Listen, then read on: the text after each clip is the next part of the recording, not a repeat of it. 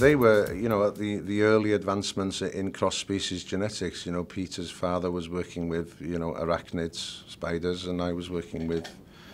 reptiles. And given the fact that I'm limbless and that reptiles have the ability to regrow a limb, you know,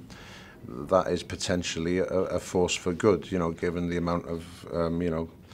military and landmine victim civilians all over the world, you know, that would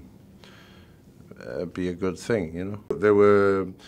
moments where I'm turning from a human into a reptile and then turning back from a reptile into a human, and those for me were the most interesting parts to play. You know, it's like, okay, how much, you know, lizard am I, how much human, you know, but they're really kind of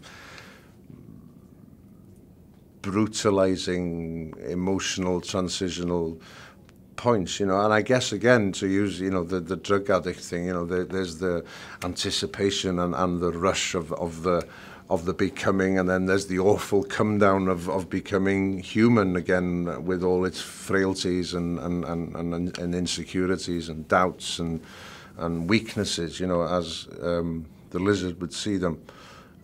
So you know, they entail, you know, the CGI obviously I left to a lot of clever people with computers, but then the transitional stuff, I was in the hands of just these incredible makeup artists for up to, you know, at its worst, it was like 7 hours with like 4 people working on me, which I was very nervous about. You know, I thought, because I'm not very good at sitting still for any length of time, but these people are so amazing at what they do. I was kind of transfixed by just watching, you know, 4 great artists create their work on my face, you know, so it was kind of cool. I was obviously aware of Spider-Man, you know, like everyone is, you know. I wasn't a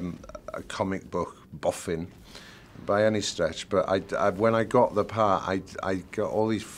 flashes of when I was, you know, very young, and you know, there was certainly a year or two in my early life where, you know, I kind of ran around the house doing this, and I do remember cutting out a Spider-Man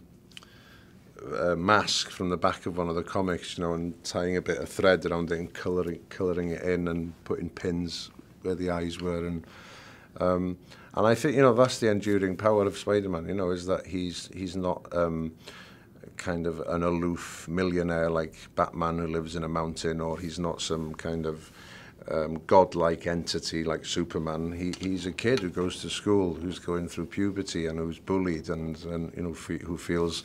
ostracized, and you know, that's something we can all relate to, you know, and that's, I guess, why we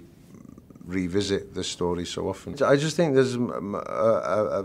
much more of a kind of emotional baseline to this, you know, that Peter needs to know what happened to his dad, you know, and hopefully we'll find out if there's a next one.